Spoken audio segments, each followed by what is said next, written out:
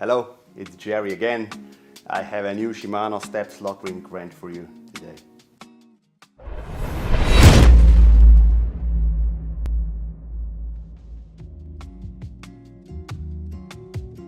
Shimano Steps lockring wrench is compatible with all the Shimano Steps models that are listed down below.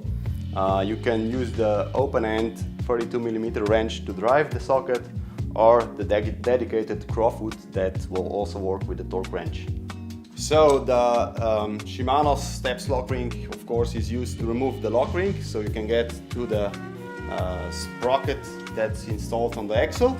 So we have the socket installed on the lockring, and now we just add the wrench and voila, it's undone now, and I can easily take it off.